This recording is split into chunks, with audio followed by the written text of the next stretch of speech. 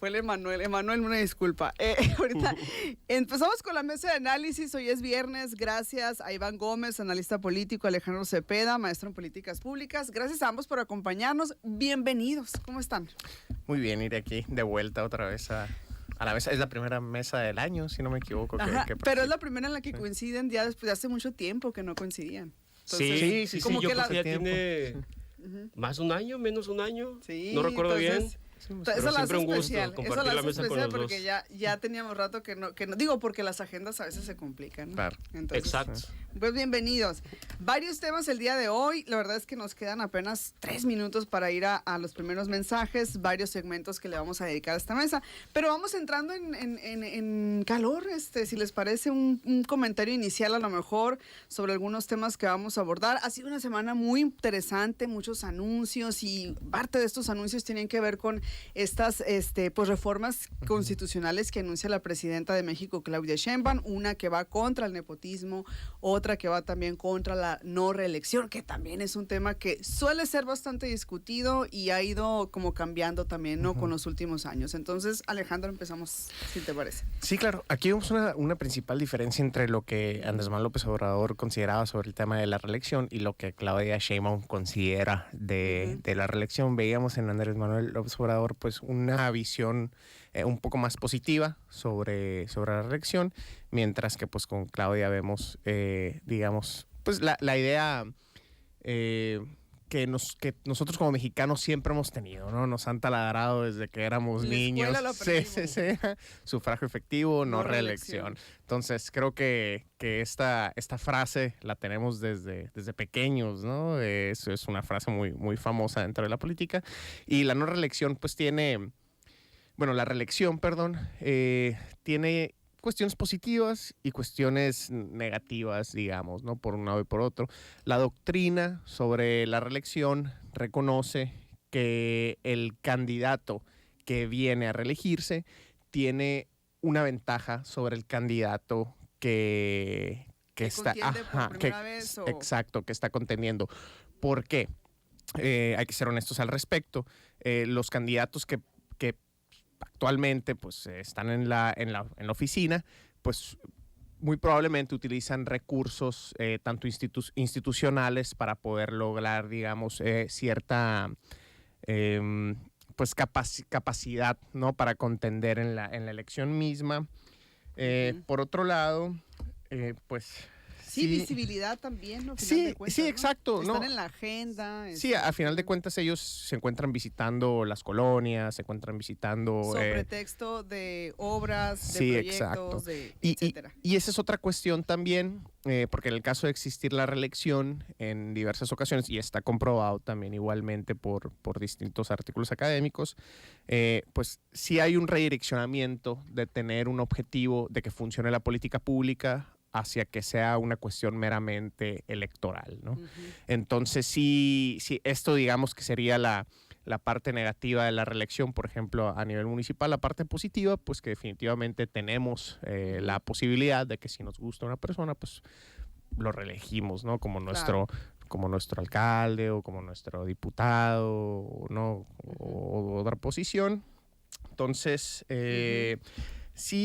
Sí creo que esto pues sería parte de lo que podríamos decirle un poco lo más negativo, pues que muchas veces se transforma todo en lo electoral más que en tener un objetivo puramente pues de política pública efectiva. Exactamente. Nos vamos a ir a mensajes, regresamos ahorita con Iván para que también nos des este primer comentario de esta mesa de análisis. Gracias Alejandro Cepeda y Iván Gómez que el día de hoy nos acompañan. Los temas muy interesantes como siempre, en unos instantes volvemos. Sonora Noticias AM. Volvemos.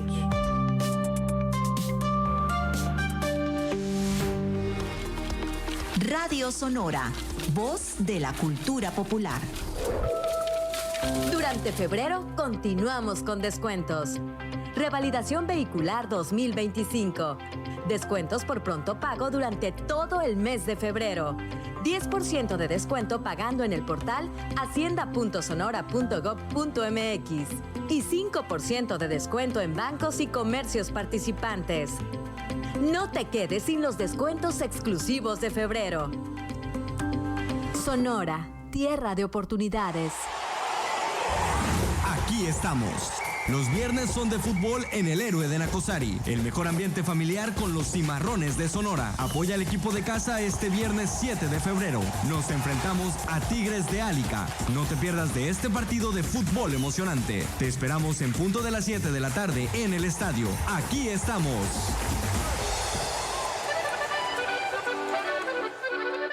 Porque la música norteña y de conjunto tejano tienen sus orígenes. Lo invitamos a descubrir quiénes son los pioneros del acordeón, todos los domingos de 6 a 7 de la mañana con Raúl Jiménez Castro. Domingos de 6 a 7 de la mañana, Pioneros del Acordeón por Radio Sonora.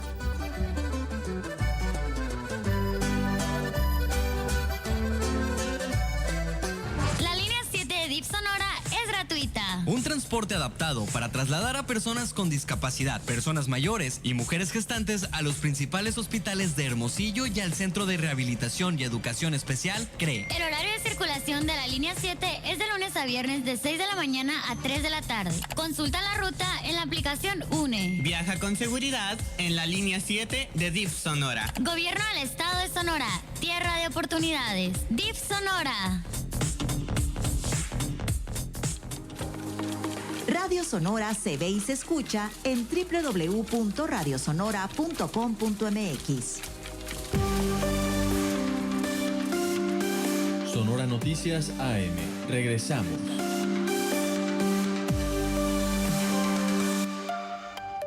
Siete de la mañana con 31, regresamos acá en Sonora Noticias AM. Nos quedamos con Iván, que nos ibas a compartir tu primer comentario en torno a las reformas constitucionales presentadas por la presidenta Claudia Sheinbaum. Una de ellas es la no reelección, y me parece interesante lo que comentaba Alejandro. Crecimos y nos educaron y aprendimos y traemos así casi como en nuestro ADN lo de sufragio efectivo no reelección. Cuéntanos qué te parece. Sí, desde luego esa frase del sufragio efectivo no reelección formó parte del imaginario colectivo pues, desde que se dio, ¿no? en la Revolución Mexicana, y precisamente es esencia de los principios que forman parte del proyecto político de la Cuarta Transformación, y yo lo vería desde dos sentidos. Uno, como un principio político, finalmente, como lo había comentado, en el sentido de que la no reelección era condición ineludible para el cambio democrático del poder, ¿no? Ahí discrepo un poco con lo que comentó Alejandro hace un momento, en el sentido de la visión de Andrés Manuel y Claudia. Considero que Andrés Manuel fue uno de sus estandartes dentro de su discurso, y Claudia viene a hacerlo efectivo a través ya de una reforma a la legislación, y la otra como un mecanismo de control político, finalmente, ¿no? Ella, entre las novedades que trae en sus iniciativas legislativas, está precisamente la reforma en materia del nepotismo, ¿no? Desde las reformas que había propuesto Andrés Manuel, el tema de la no reelección ya venía considerándose en la reforma político-electoral, pero él no hablaba de, si bien en su discurso sí mencionaba o aludía al problema que significaba el nepotismo, no lo había traducido en una iniciativa de ley, sino hasta que ahora la presidenta Claudia Sheinbaum lo ha posicionado, ¿no? Y como mecanismo de control político, ¿a qué me refiero? Por un lado, pues significa luchar contra los cacicazgos regionales, ¿no? Podemos decir que si bien, como también decía Alejandro hace un momento, pues la reelección puede significar una profesionalización del trabajo, ¿no? El hecho de que un alcalde, un diputado, un senador pueda darle continuidad a su trabajo legislativo durando más en el cargo, puede ser una virtud dentro de este mecanismo. Sin embargo, también sirve para reforzar cacicazgos regionales o liderazgos, digamos, en el mejor de los casos, regionales, ¿no? Y el hecho de que el poder se pueda rotar constantemente de forma democrática, pues es la parte esencial y más significativa de esto, ¿no?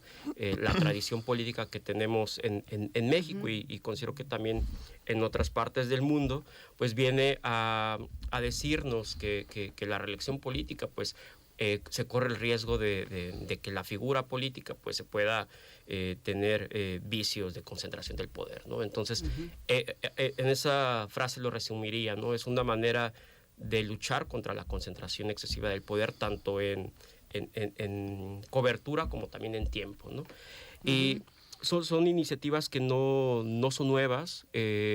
Incluso la reelección legislativa, pues, desde que se volvió a incluir dentro de la normatividad es muy reciente, fue en 2014 con la reforma político-electoral, y sí se efectiva hasta 2018, ¿no? Es decir, los diputados, los senadores que fueron electos en ese año, fue en 2021 y luego en 2024, en el caso de los senadores, cuando por primera vez pudieron ser reelectos.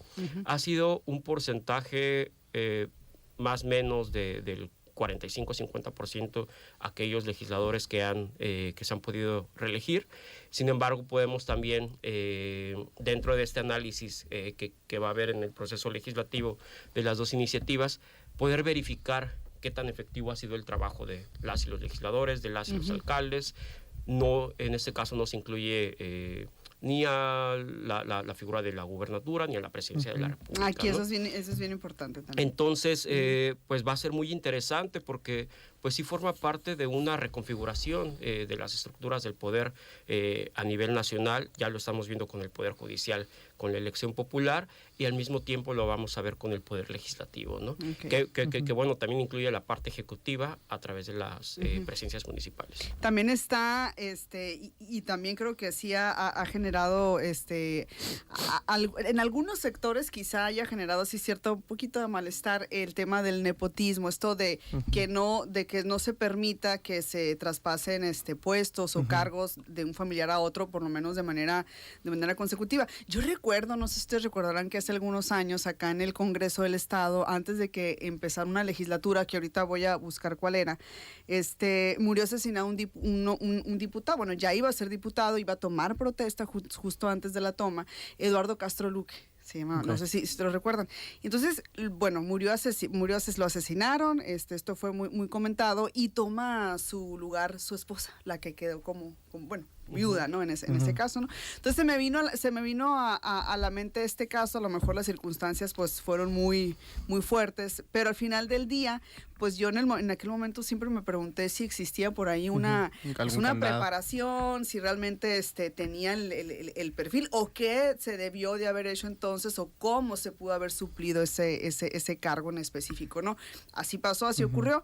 Pero bueno, está el tema también del nepotismo, Alejandro. ¿Qué opinas? Me acordé del caso, ¿no? O sea, nada más como comentario. ¿No? Sí, específicamente la reforma del nepotismo que se presentó es sobre cargos de elección popular. Y porque uno pensaría también que aplicaría dentro de la administración pública, ¿no? De que un titular... Que en efecto eso ya está regulado, ¿no? Un titular, por ejemplo, una dependencia no puede contratar a un familiar directo hasta, digamos, un cierto grado de parentesco.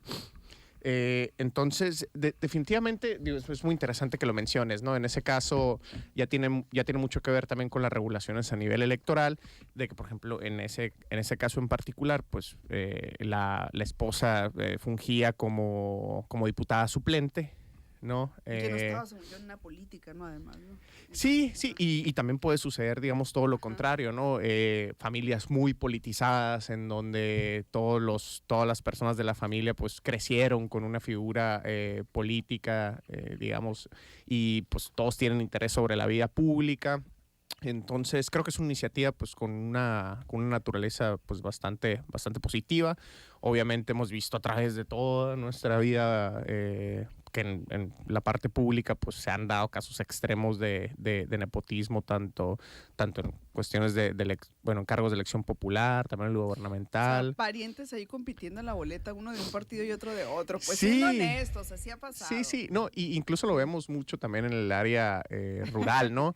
Que está el papá, luego sigue el hijo, luego sigue el tío, luego sigue el primo y el esposo, y es una familia que, digamos, domina ahí la política del pueblo, digamos, pues, ¿no? Es algo relativamente común que hemos visto a través de la historia aquí, sobre todo en las zonas rurales, y no tanto también en las zonas rurales. También hemos visto que el ejercicio del poder en ciudades como Hermosillo, pues, se ha reducido históricamente a 2, 3 apellidos, ¿no? Entonces, sí considero que es una iniciativa también bastante positiva. Iván. Sí, me hicieron pensar en la alcaldía en Ciudad de México, donde yo vivía. Y precisamente por varias décadas una pareja de esposos se turnaban en el poder, ¿no? Mientras uno gobernaba la alcaldía, la otra era diputada local, ¿no? Luego él era diputado local y el otro era alcalde, ¿no? Entonces iba así hasta que se dio el caso de la reelección. Ahí perdieron y pues perdieron una cuota de poder importante, pero así se la llevaron bastante tiempo, ¿no? La propia pareja, como 2 liderazgos políticos, y finalmente pienso que también es una iniciativa bastante positiva, como decía, un mecanismo de control político también para, pues para la propia clase política, ¿no? Que finalmente ya no lo vemos solo en la cuestión de que una sola persona pueda mantenerse en el cargo, sino una familia política, ¿no? Como dice Alejandro, pues aquellos que surgen pues dentro como de... Claro. Pues que el papá o la mamá tiene una carrera política y de ahí jalan a las hijas y los hijos, a otros integrantes, ¿no? Y me parece muy curioso porque ha habido una crítica o a veces dicen que hasta un señalamiento indirecto y le llaman la ley Félix Salgado Macedonio, ¿no? En el sentido de las posibilidades que él tiene de continuar la gubernatura de Guerrero después de que su hija gobierne. Él ayer me tocó escuchar una entrevista donde decía pues que él estaba de acuerdo con la iniciativa, que finalmente si la presidenta pensaba en proponer eso es porque era algo positivo para el país. Entonces, así como casos como el de él, pues hay en distintos puntos del país, ¿no? O sea, Alejandro mencionaba el tema Hermosillo, sobre los apellidos que a veces se reducen a muy pocos en la lucha política. Entonces eso viene también a fortalecer también la participación política de aquellas personas que no necesariamente han accedido a un cargo, ¿no? Sí lo veo como un mecanismo que fortalece la democracia en el país. Hay países, por ejemplo Estados Unidos, donde la reelección ya es una tradición y es muy respetada, ¿no? Sin embargo, pues nuestro país tiene una historia política diferente, ¿no? Entonces, claro. Tanto la no reelección como ahora la lucha contra el nepotismo, pues vienen a fortalecer la confianza en las instituciones políticas y democráticas. Entonces hay que darle pues una oportunidad a esta manera de proceder. Y la otra que no forma parte de estas dos iniciativas, pero también pues viene a la discusión, es la desaparición de las plurinominales, ¿no? Entonces pues van a ser 3 puntos también muy importantes sobre los que se va a estar discutiendo en estas semanas. Muy bien, y que vamos a estar escuchando sin duda alguna, ¿no? Próximamente. 7:42, nos tenemos que ir a mensajes, pero regresamos todavía con más temas a esta mesa de análisis. Sonora Noticias AM. Volvemos.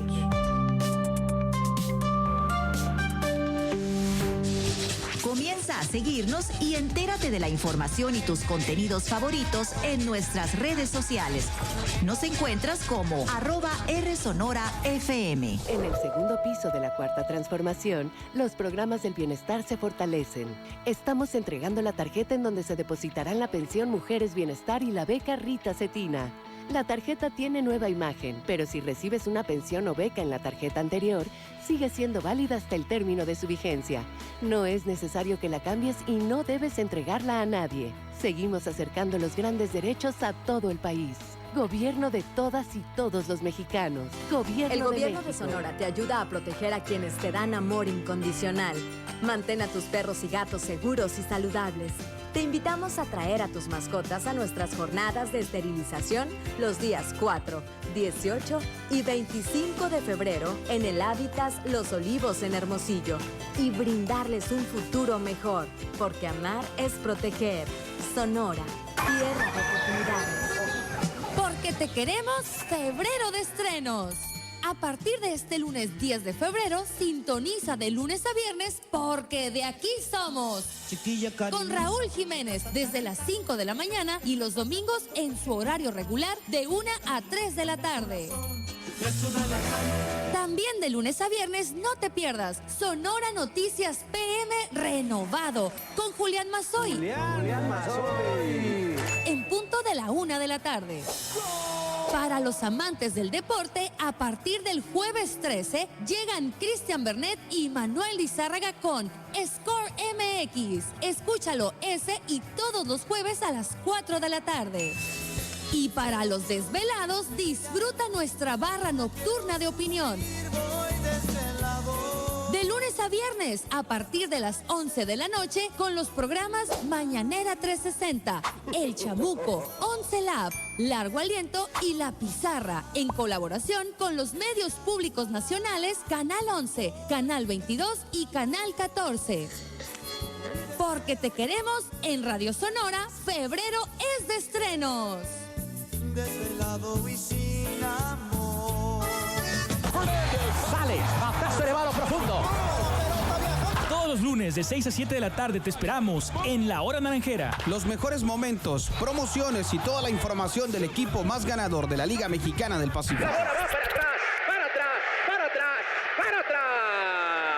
Nosotros somos Ricardo Hernández y Samuel Favela y te esperamos en La Hora Naranjera, completamente en vivo por la señal y redes sociales de Radio Sonora y Naranjeros de Hermosillo.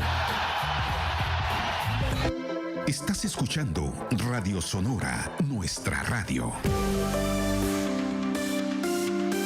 Sonora Noticias AM. Regresamos.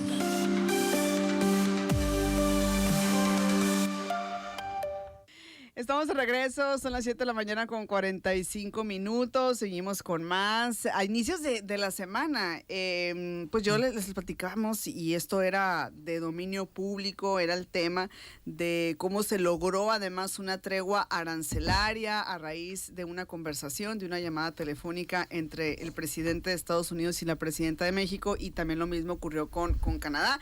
La pregunta es, ¿qué gana? ¿Qué gana México? ¿Qué gana Canadá? ¿Qué gana Estados Unidos? Dicen por allá México gana tiempo, Canadá a lo mejor pues la tregua, aparte ellos van a vivir un proceso pues electoral próximamente también y se van a reajustar ahí las piezas. Y bueno, todo esto también se relaciona con los acuerdos y también con la llegada, ¿no?, de elementos de la Guardia Nacional acá en la frontera. Me parece un tema muy importante. Iván, ¿qué nos pudieras o qué pudieras ahí destacar, ¿no?, sobre todo esto? Bien, Ajá, ahí con el micrófono. Perdón. Creo que ya cada vez más conocemos el estilo de gobernar de Donald Trump. Y precisamente la imposición de aranceles forma parte no solo de sus intereses en acción de gobierno, sino también como una estrategia de negociación política, ¿no? Es lo que se ha venido diciendo mucho en las últimas semanas, y coincido porque finalmente es algo que al poner sobre la mesa a los otros grupos que forman parte de la negociación pone en riesgo, ¿no? Y el hecho de que, por ejemplo, la participación de la Guardia Nacional en la frontera para proteger la seguridad de la frontera, pues viene a formar parte de esa propia negociación.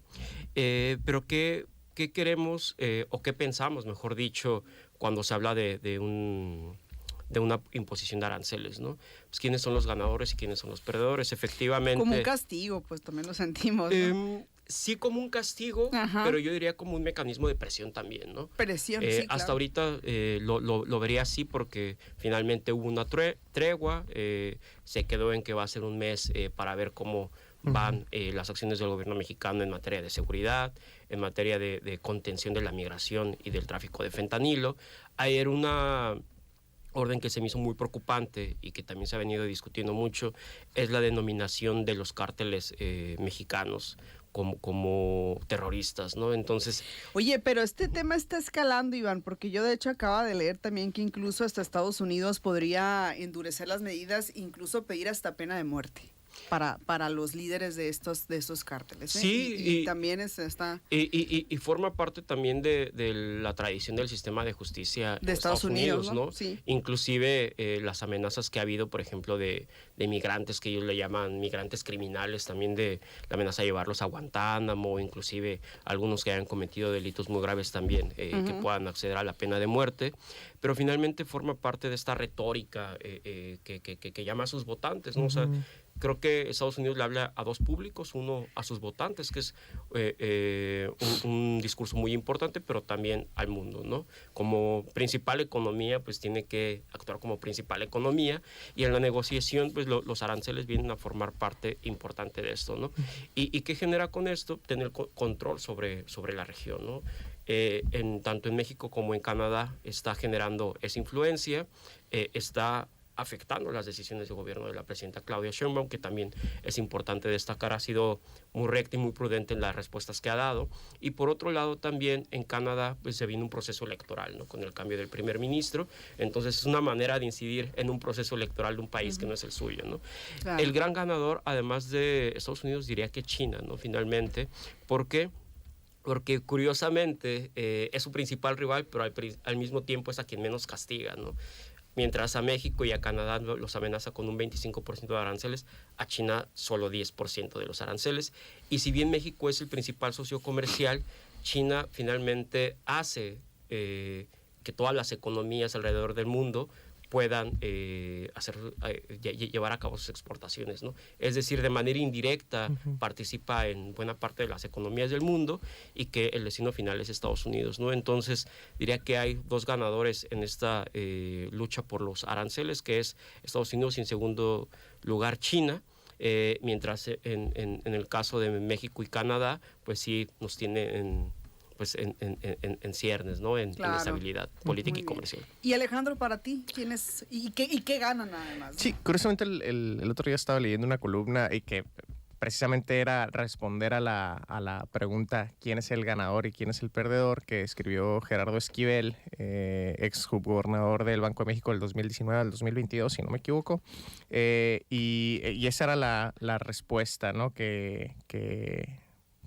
quería dar. Precisamente llegó a la conclusión de que el ganador sería China, y lo explica de la siguiente manera, ¿no?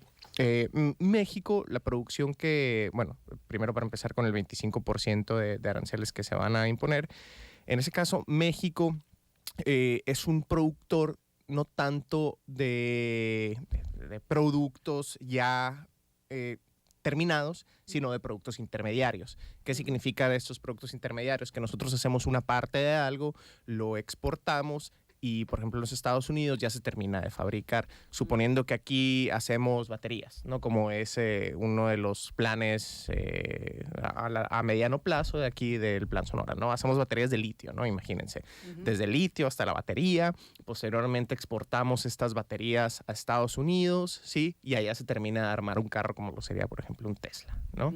El hecho de que esta batería tenga un 25% de aumento en su precio, definitivamente se va a trasladar al costo del consumidor, ¿sí? Entonces, el vehículo se va a volver más caro. Entonces, ¿cuál es el competidor principal actualmente de Tesla? BYD, unos carros chinos que probablemente los conocerán porque hace relativamente poco llegaron también a la ciudad de Hermosillo y cada vez los vemos más. Entonces, BYD, que es un carro que se ha dicho que es un carro subsidiado por parte también del gobierno chino, y por eso tiene unos costos mucho más bajos que otros vehículos eléctricos en el mercado. Pues obviamente ante unos precios mucho más bajos de estos vehículos, pues el consumidor va a elegir lo más barato. Y se va a ver beneficiado ellos. Claro. Y se va a ver beneficiado China. Esto multipliquémoslo por la cantidad de productos que hacemos aquí en México, que son, como les mencionaba, productos intermediarios, que no son un producto que se puede vender, sino que se integra a otro producto que termina de armarse en los Estados Unidos. Lo vemos mucho también con la industria aeroespacial aquí. Oye, pero es un estilo de vida de China de todo más barato, ¿no? Sí. O sea, tienes que aprender cómo le hacen, ¿no? Como que es muy interesante, ¿no? Sí, incluso, por ejemplo, industrias como la industria aeroespacial, que aquí pues es enorme. Aquí en el caso de Hermosillo también vemos que tenemos pues distintas maquilas que se dedican a este caso, por ejemplo con el caso de todas las conexiones de todos los aviones que posteriormente pues ya se exportan y terminan de armarse en otros países como Francia o los Estados Unidos, como el caso de Airbus y Boeing.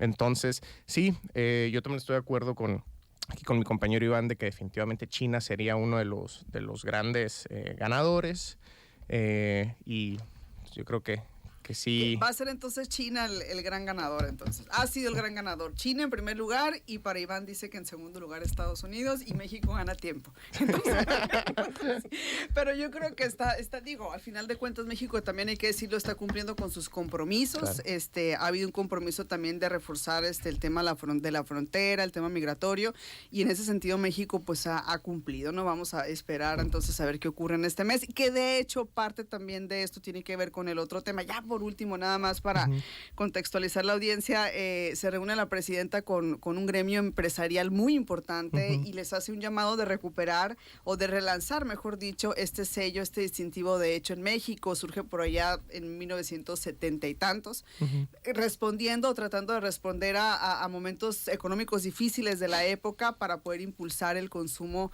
de productos nacionales, ¿no? Entonces, ¿cómo ven ustedes también este llamado y por qué también en este contexto es importante, ¿no? Bien, creo que estamos en un escenario de mucho riesgo de volatilidad en la materia. Sin embargo, también puede ser una oportunidad, ¿no? El Plan México, que fue el que también anunció hace unas semanas la presidenta, pues viene a recuperar este modelo de desarrollo industrial pues que caracterizó a México pues durante buena parte del siglo XX, ¿no? Después de la Segunda Guerra Mundial. Y justo dentro de las acciones que forman parte de ese Plan México es la marca Hecho en México, ¿no? Que de alguna manera pues busca promover los productos elaborados en el país y que al menos en Sonora, además de los que tienen que ver con el desarrollo tecnológico que mencionaba Alejandro, hay dos que a mí me parecen muy, muy particulares. Uno es el chiltepín y el otro es la carne seca, ¿no?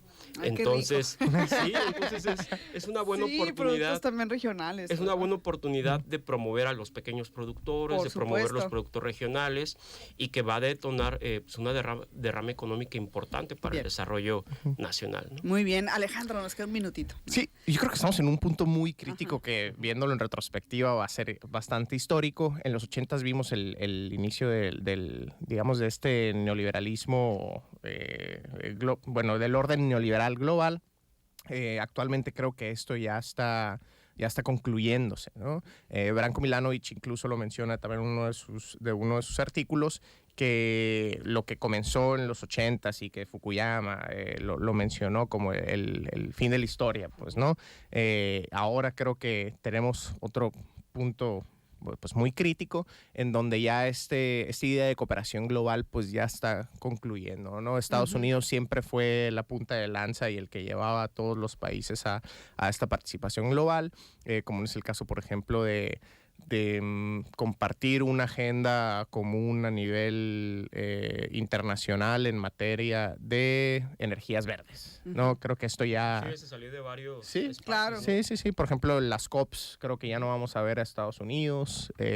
Por ejemplo, en la OMS con Kennedy ahora, con uno de los Kennedys llevando a cabo ahí el Ministerio de Salud, que es un antivacunas, que está en contra de lo que dice la Organización Mundial de la Salud.